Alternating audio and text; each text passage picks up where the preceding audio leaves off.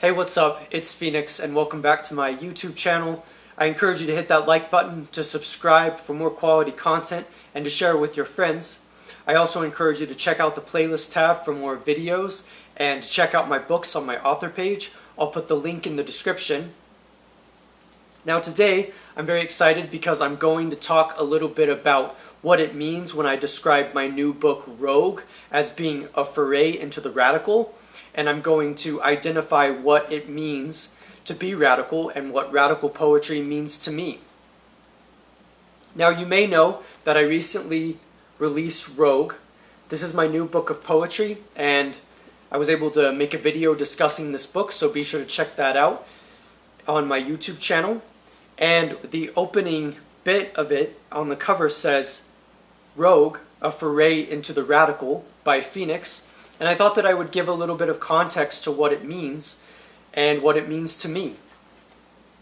Now, I've been writing in a specific style for quite a while now, at least over the last decade or so, I would say, ever since I released my book Torque, which you can find on my author page, and books that I wrote later on, such as Wordless, and then Separation Healing, which was published by Hybrid Sequence Media, which you can see on my author page.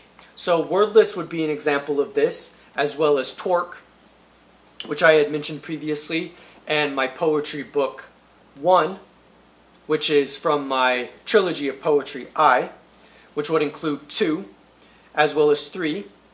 And in that trilogy, and in some of the books that I have been writing of poetry, I have been developing a style. And I would describe it as radical, as opposed to any other kind of genre or form, such as experimental or classical or spoken word even. And I really had to think about my influences and how all of this comes together. So how can I begin explaining what this poetry means to me and how it is? Well, let's start with the distinction that I've already made, which is that radical poetry is different from anything you've encountered before, whether in classical poets or in spoken word and slam and performance poetry, as well as experimental poetry or academic poetry. The list goes on. I am distinguishing myself from those forms. And one of the ways in which I do that is by thinking of the contrast between my words and the poetry that I write versus academic works and academic poetry. And I identify the language that I use as being very different from academic poetry. I would describe myself as my poetry and my own approach as using vernacular language, as using the vernacular, as opposed to a specific idea of elitist diction, where the words that you use are not your own words, but the words that you've absorbed from the system. And I'm very deliberate about this. I don't describe myself as using academic language because my language is very personal and subjective, and it develops my own technique, and it develops my own approach and my own words, my own voice, I would describe, and I very much capture that. And I would describe academic language as being very limiting because often it means a certain thing to be able to use a certain type of diction. And that would include a variety of things that different poets have used. And so I would describe myself as using my own voice. And while sometimes I may assimilate some aspects of academic language, I'm still very much using my own. I'm not worried about appealing to professors. I'm not worried about appealing to people in college trying to read books and study English language and English literature.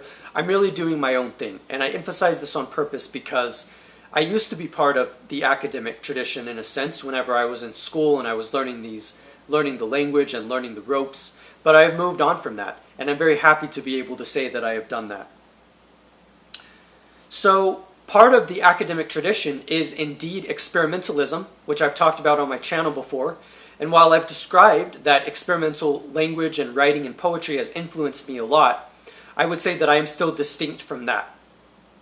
The experimental tradition is often defined as a mode of having unconventional language and form. And so unconventional language would be words that you wouldn't normally encounter in day-to-day speech. while a kind of experimental form would include poems that are written in an unrecognizable way.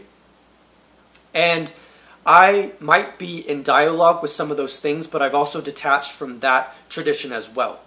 And so what I mean by that is, while I will still use experimental language in some of my writing, because it can be addictive, and I have been influenced by experimental writers, it is not all that I am doing. It is not the only mode. And this is really important to identify. So I would say I am not Charles Olson. I am not Robert Creeley. I am not Anne Carson. While these poets are very remarkable and have influenced me in a variety of ways, I am not that kind of poetry. And the reason is because I am more worried about the subjective, emotional impact of my words rather than using a specific language to be able to be part of a certain niche and to be able to signal to other specific writers in the tradition. I don't want to do that. I want to write my own idiosyncratic language, my own idiosyncratic words, and use my own idiosyncratic language, and I want to be able to develop what I'm doing. And so part of how I do that is by developing my voice, which is a very specific part of it. So what am I saying as Phoenix, and how am I using language to convey that? I think about that question all the time. It is very important to my craft. Another component to it is my subjective experience. So while I don't want to capture subjective experience in a sentimental way, in a way that, oh, these are just my feelings and I'm just describing what I feel, I try to do that in a way that is artistic, in a way that is interesting, in a way that is dynamic, and I try to imagine what that can mean for other people whenever they are engaging with my words. And so I will acknowledge that part of the way that I've done this is by establishing my own roots and by thinking of rhythm. So I've noticed that whenever I read books, I very much approach them, even prose, from a very specific rhythm if I want to. And certainly I do this in my poems. I wanted to give you an example of that by thinking about one of my poems. This one will be from I. And this is what I mean by a kind of jagged, rhythmic approach. So this poem is called Prefix. So this will give you an example. Some things I won't be able to fix.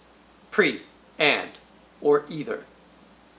And you can tell that even though that one might be less rhythmic than some of my other poems that you have read, there's definitely a beat and a rhythm, and I'm trying to emphasize that on the page as well as whenever I read these poems. And it's very much an important part of my practice to be able to convey those kinds of rhythms.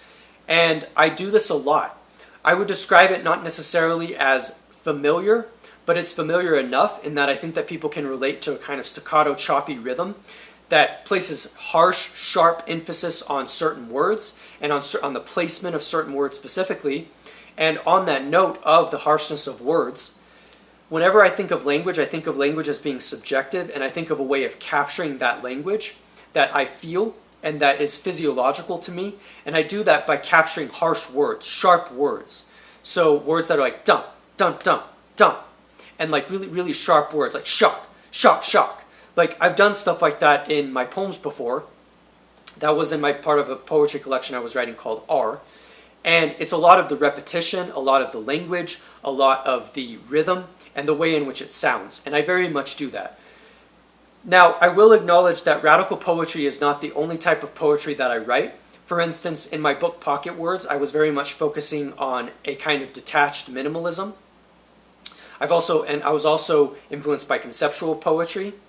And when I wrote my book Rap, I was thinking of rhythm, but I was thinking of it in the context of a specific way of rhyming and making that smooth and sound a certain way due to the way that we think about music.